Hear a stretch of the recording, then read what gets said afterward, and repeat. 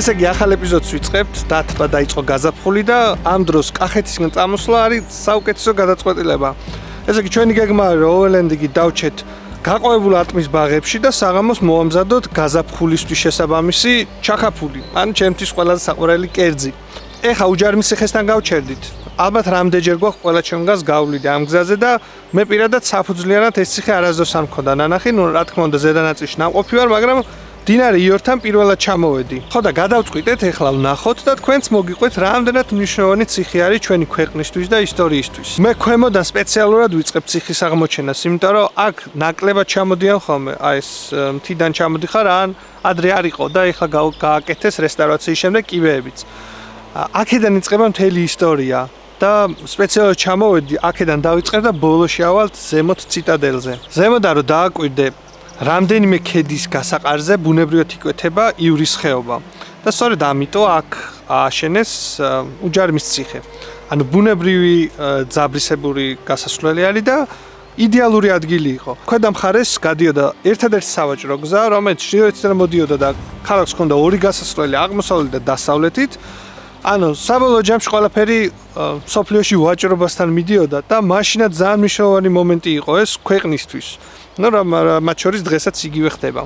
ქვედა ნაწილიდან იმიტომ დავიწყე, რომ ზუსტად ამ ადგილში ხდებოდა ივრის ჭალებიდან გამოვიდოდა ქარავანი, აქ შემოვიდოდა, აქვე იყო საბაჟოც, აი უცბად ფილმებში რო არის, აი ეს ხმები შემოიყვანეთ რა, ძველი ცხოვრების ხმები, ცხენის ხმა, ბავშვები არიან, რაღაცა დუქანი, სამჭედლო, აი აქ ხდებოდა ყველაფერი. გააცოცხლეთ თქვენ გონებაში როგორი იქნებოდა, აქ მოედანი იყო, იქ ცხენების დასაბმელი, იქ დუქანი და სამჭედლო, იქით ბავშვები თამაშობენ რაღაცა ცხენების ქვაფენილზე ხმა შემოდის როგორც ფილმებში არის.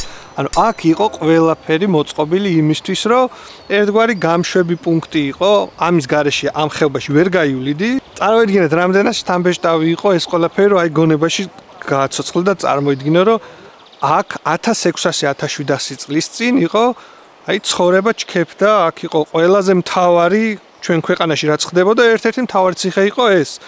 ამის ზემოთ არის უფრო დაცული ნაგებობები და სულ ზემოთ არის ციტადელი და ეკლესია, რომელშიც წმინდა ნინოს სამი ჯვრიდან ერთ-ერთი იყო რამდენიმე საუკუნე დასვენებული.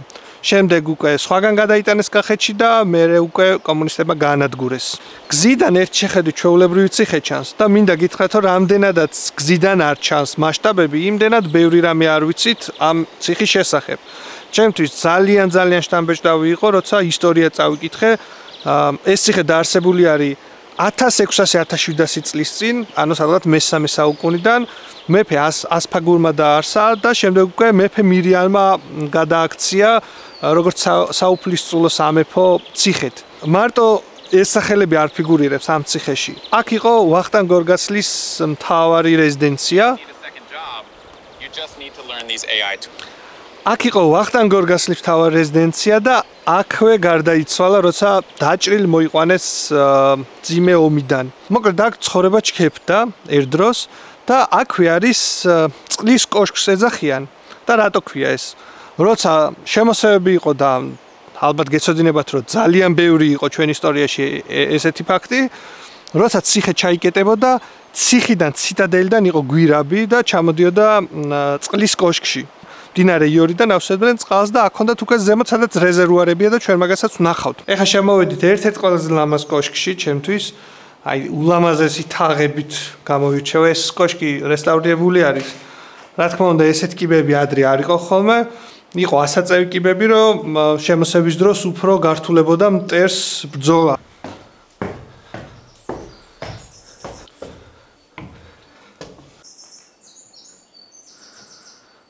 ეს არის ამ კოშკის მე-3 სართული.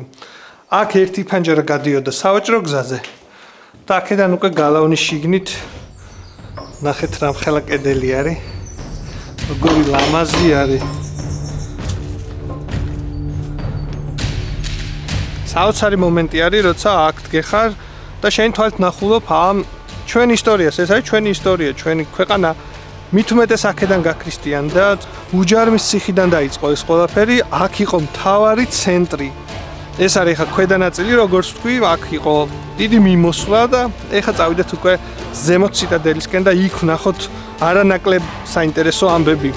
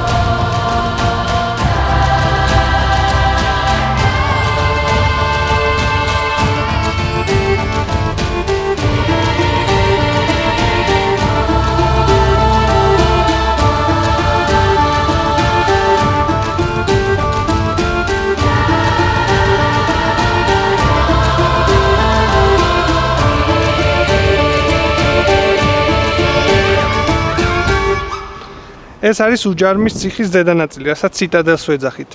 აქ არის ეკლესიაც, რომელიც არის ორსართულიანი და სხვა შორის არასდროს მინახავს საქართველოში მსგავსი, დამოუკიდებელია ერთმანეთისაგან და არის ორი სართულით. სწორედ აქ ინახებოდა წმინდა ნინოს სამი ჯვრიდან ერთ-ერთი, რომელიც ქვემოთ მოგიყევით.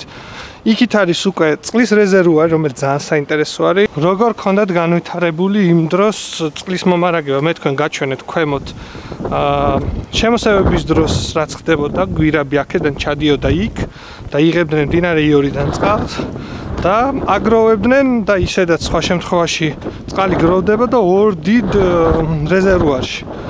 ერთ-ერთი იყო დასალექი რეზერვუარი, სავარაუდოდ და მეორეში გადადიოდა.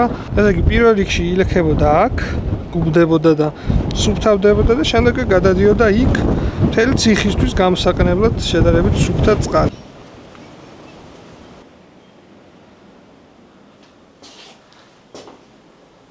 ეს არის წმინდა ვახტანგ გორგასლის ფრესკა.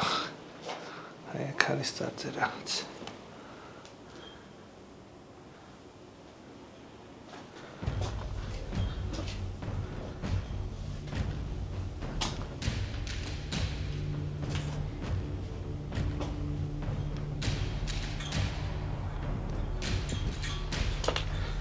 ეს არის როგორც მე ვიცი უფრო ძველი, ნახეთ როგორი პატარა შესასვლელი აქვს.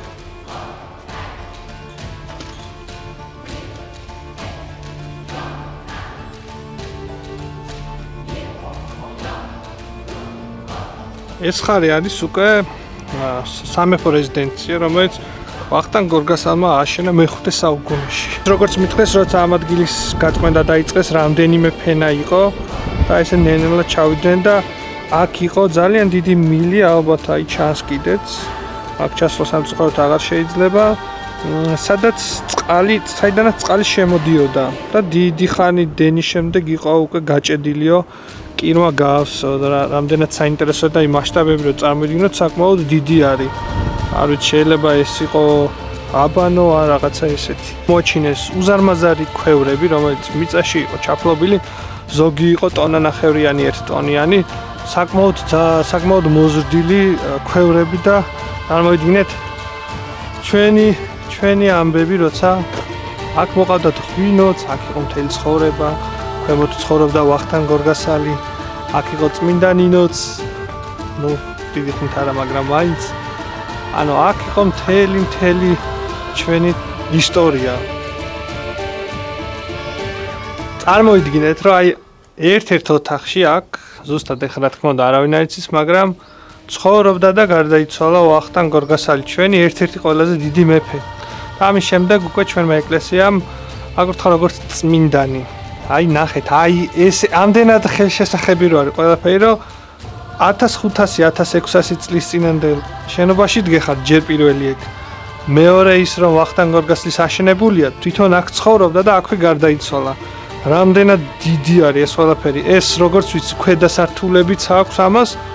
იქ იყო ერთი ოთახიც, რომელიც სავარაუდოდ გამოიყენებოდა სარდაფისთვის, მარნისთვის, რადგან არ ქონდა მას არც ერთი ფანჯარა. ეს ოთახი, რასაც გიყვებოდით. არ მეგონა თუ უჯარმის ციხის ესეთ საფუძვლიანი დათვალიერება ესეთ ემოციებს მოიტანდა. ჩემი რეკომენდაცია არის, რომ თბილისთან ძალიან ახლოს არის, აუცილებლად ჩამოხვიდეთ, შეგიძლიათ გიდიც იქირავოთ და ან წაიკითხოთ თქვენით და ყველაფერი ესე კარგად ნახოთ. ეს ძალიან მნიშვნელოვანი არის ჩვენი ქვეყნისთვის, ჩვენი ისტორიისთვის და ჩვენთვის, რომ ვიცოდეთ, ან ჩვენ თუ არ ვიცით ისტორია, ვერ წავალთ ვერანაირად წინ, ასე რომ ყველას რეკომენდაცია ჩამოხვიდეთ აქ. ჩვენ დღევანდელი აქ მოგზაურობა სრულდება, უნდა ვიჩქაროთ, რომ წავიდეთ ატმის ბაღებში. რა თქმა უნდა, შეიძლება რაღაცა ისტორიები არასწორად თქვი. მე არ ვარ ამ დარგის სპეციალისტი, ასე რომ ნუ გამკითხოთ ამის გამო, თქვენით ჩამოდით, თქვენთ აღმოაჩინეთ აუცილებლად. ეს არის ჩვენი ყველაფერი, არის ჩვენი ისტორია და ჩვენი ქვეყნიდან უნდა დავიწყოთ ეს ყველაფერი.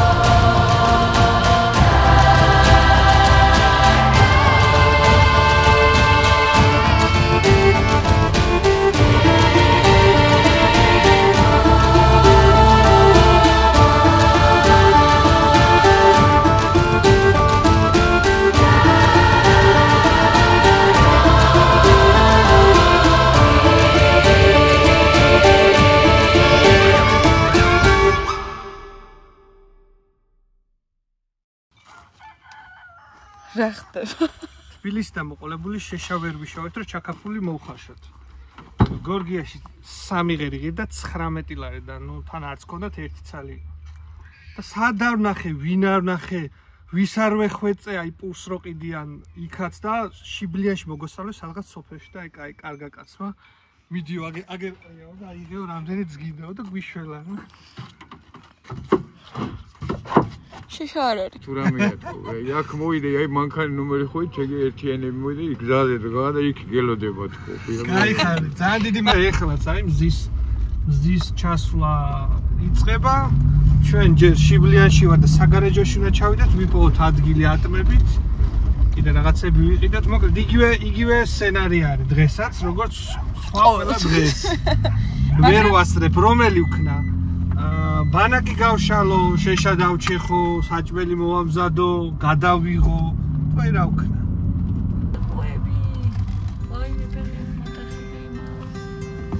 There's a push and there's a pull.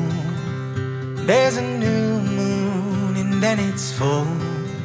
The tide will rise and rise until it falls. And there's a rhythm to it all. There's a you and there's a me. There's a pattern in the chaos, a current in the sea. And there are times I wish I had a mountain top to see the rhythm of it all. Every spring leads to a fall. There's a heart in every home. The young will always wish that they were older. And there's a rhythm to it all. აი როგორც იქნა ვიპოვეთ. მენი გასაჩერებელი ადგილი არის 64.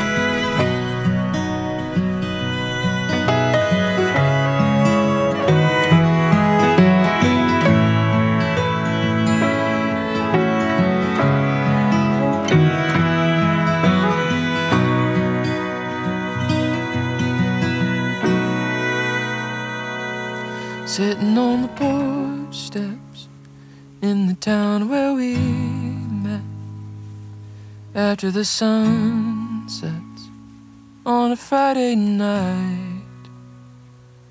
Southern fireflies lighting up the night sky. Lucky to realize one more time.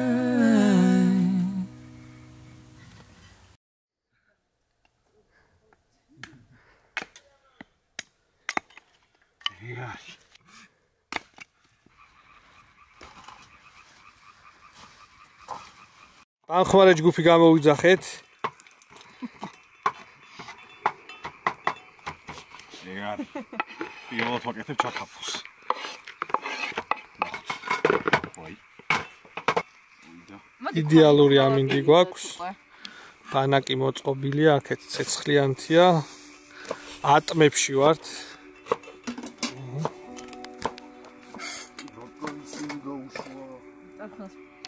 თამათან სუტრაში მაშინ გადამ. ნიურს რა მომენტში უშვებით გამახსენე. და ჩოლებრივ ხახს არ უშვებით? გადან სიბნელი.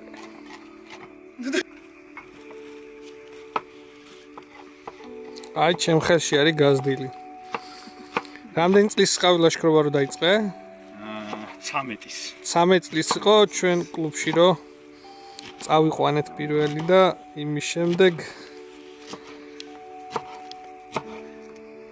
ტობაზე რამდენჯერ იყო? ტობაზე ვიყავი 4 ჯერ. ან 5, არა 4.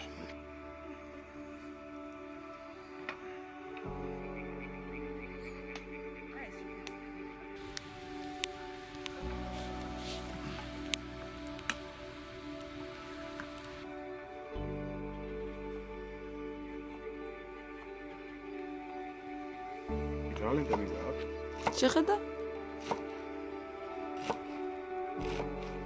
ვაუ.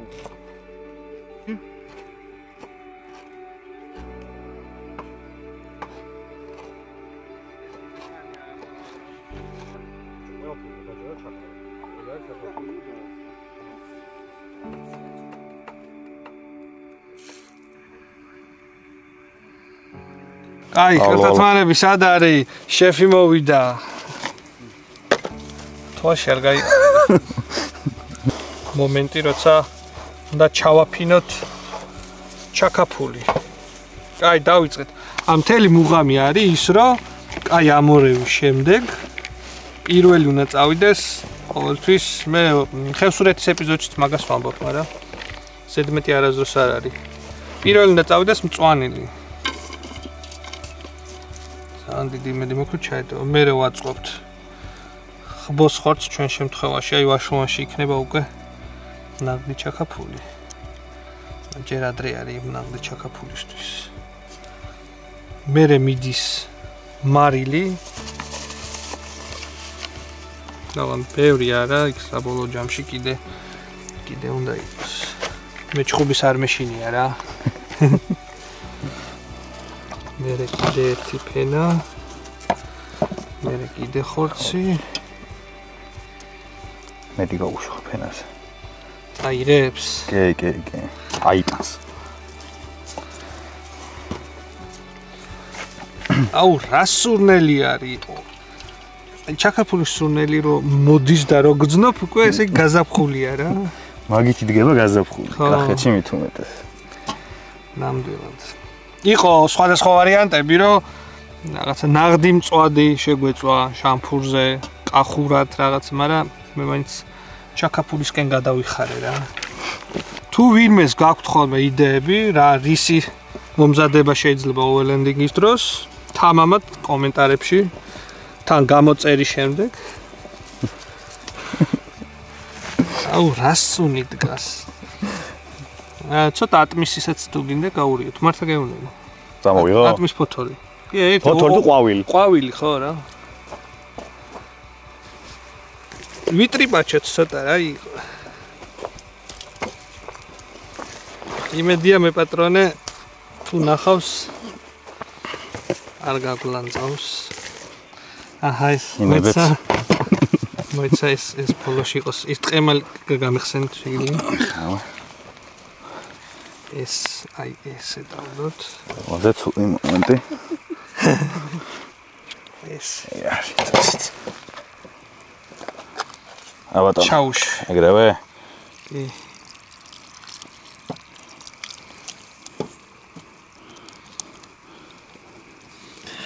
შედევრია. შიო. ესენი მგონი გინდა. ნახე შედევრია ვაწყე. ხედავ, მოდი შუქზე. ტოლკის. ულამაზესია. შეხედე. ჩამოწევდა. ნახოთ. ნოდარ მოდი ახლა შენ დაჭერი და შენ გააკეთე. ეს არის ჩვენი შემოქმედება რა. ჩაკაფული. კაი. ღვინო. ოპა. ეგა. ღვინოს მე ნენელა ვამატებ ხოლმე თავიდანვე ბევრს არ უშვებ. მერე მგონი ცოტაც ასეთანი. გემო რომ მერე კიდე დაემატოს რა და მალევე არ აამოქრეს. კარგი პირველად გავიგე სამერთლობით. ბიჭო, კარგი გემოსაძლევს კი. კახა სუყარს. კახა ექვსა ჩვენს.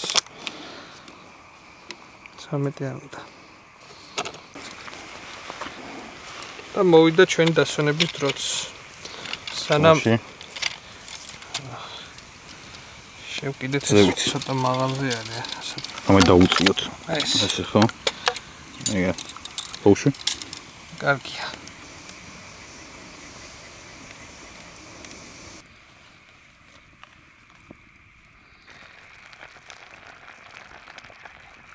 მოვიდა ბედნიერების ჟამი. აბა რა ხდება? თან ამჩნა ჩაგინათ.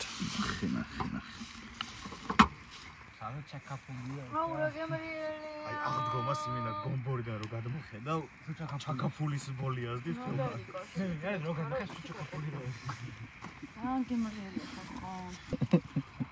ფიქრო ნამ სულე დავა თუ შეიძლება კამერები გამიცეჭო ძალიან კაია. ძალიან კაია. ნუ მე ძალიან გამრელია მოდი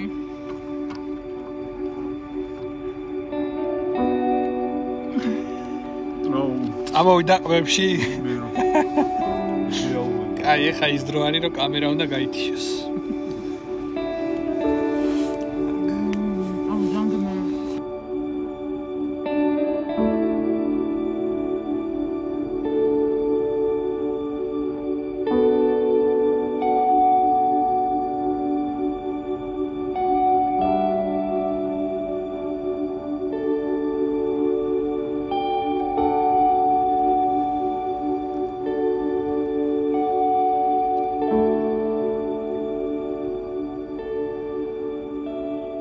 დილის 6 საათია და მზად ვარ სისამოსვლისთვის.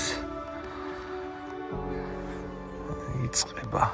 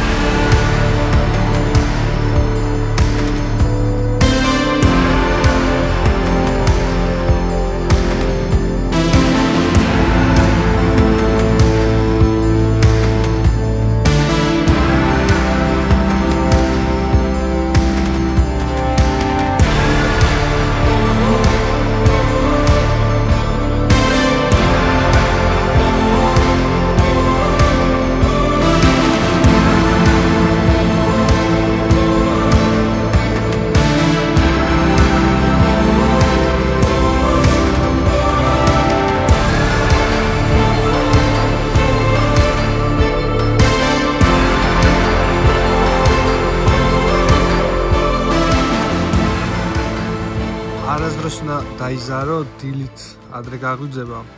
მით უმეტეს ძართულია, როცა გუში ღამის 4 საათამდე სლაიდერით რაღაცებს ვიღებდით და სულ 2 საათი მეძინა, მაგრამ არასდროს არ მინანია ეს გადაწყვეტილება. ანუ დილით საერთოდ განსხვავებული ფერებია საღამოს ფერებთან მიმართებაში და ანუ აი ეს თან მარტო ხვდები ამ ყველაფერს. ყოველთვის არის კარგი გადაწყვეტილება. ეხლა შეიძლება ისევ შევიდე და დავიძინო ცოტა ხნით, იმიტომ რომ მე დღეს თელ დღე საჭესა უნდა ვიყო, მაგრამ დილით გაგვიძება და აი ამ ფერების ნახვა თან აქ ისეთ სიტუაციაა რომ ბუნება იგვიძებს.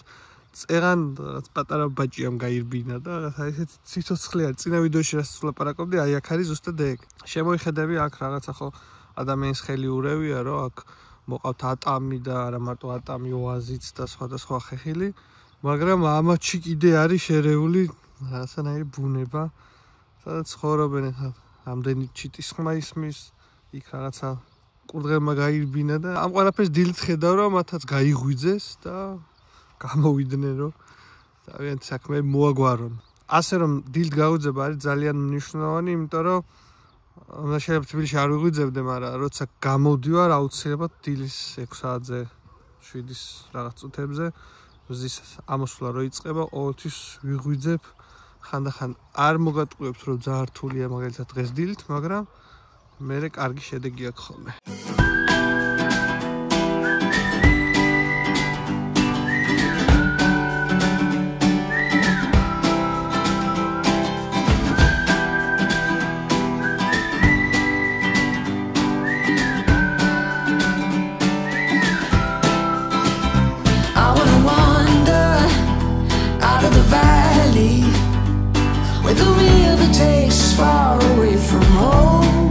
დილით ვაპირებდით ავოკადოს და საუსმეს და მთელ ამბებს, მაგრამ რა ვქნათ, არ გვიშვებს ეს გვარიშვილობა, რომ დავკარგოთ. სად ავოკადო და სად იმ მწვანე ჩაკაფული.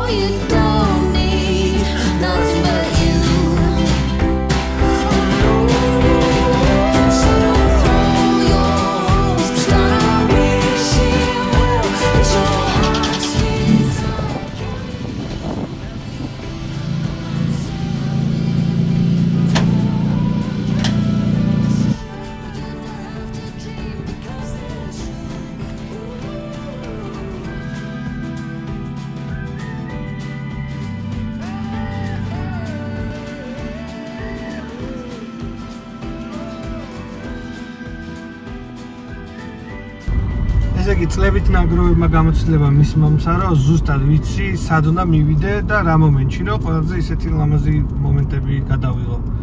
ერთ-ერთი იყო ესეთი ატმის ბაღები, რომელიც აი გაზაფხულზე სადაც უნდა წახვიდე არის ეს ადგილი. მეორე არის ნუშის ყვავილობაც, ოღონდ იქ შეიძლება ცოტა დაგვიანებული იყოს, მაგრამ მაინც გვინდა რომ გავრისკოთ და ეხლა მივიდივართ უდაბნოსკენ. გზა აუცილებლად გალფში უნდა შევიაროთ, გალფი ჩვენი არხის პარტნიორი არის.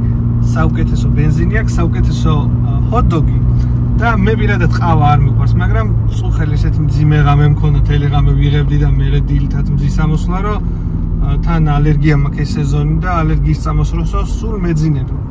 ხო და ეხლა წავალთ და გალფში ნაყინიან ყავას დავაგემოვნებთ და ნახავთ როგორი არის. ვიცი რომ იტალიური ყავა აქვთ, იტალიიდან ჩამოდის. და ეხლა ვნახოთ ისეთ ადამიანს თუ მოეწონება, რომელსაც ყავა არ უყვარს და საერთოდ არ ვსვამ ხოლმე. არ მჭირდება, არ მინდება არასდროს.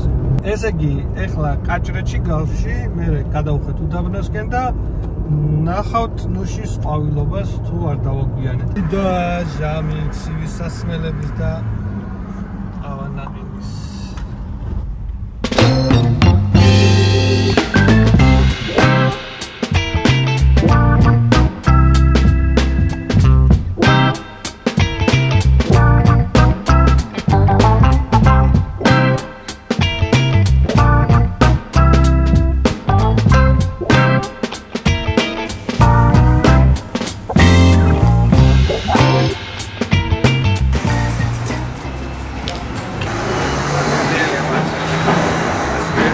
არ ვიტყუებ მართლა. ანუ მუღამის არის რომ ერთმაგი ესპრესო ჩავასხმევინე და ჩემთვის მწარი აღარა. აი წავედი.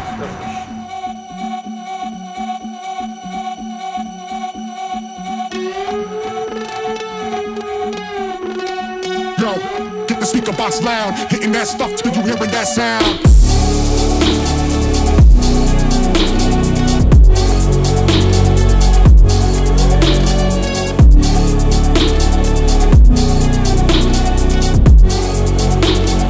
Hitting that stuff till you hearing that sound.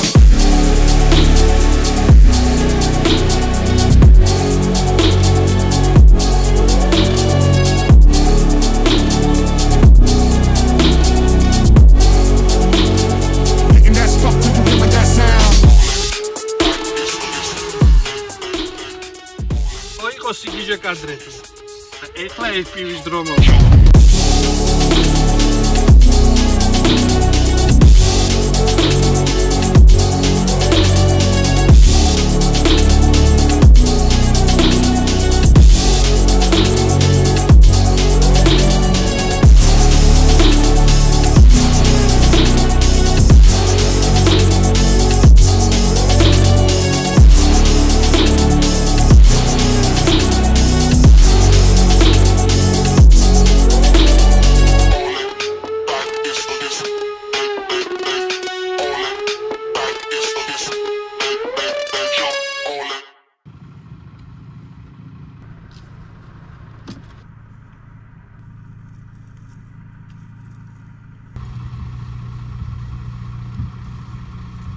გადაიყვანა მანქანიდან მირიანი. გოდი მოვასწარეთ. ცოტა მწვანე ფოთლები აქვს წამოსული, მაგრამ კარგი თეთრი მაინც არის და. ცხენები ნავარდობენ. პატარა კვიცთან ერთად იყო აგერ.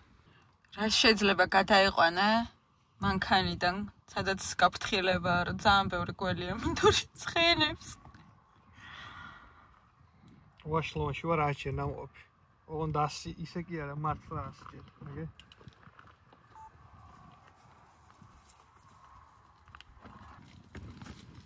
თავის დროზე ცხენს მეც მეძახდნენ რა.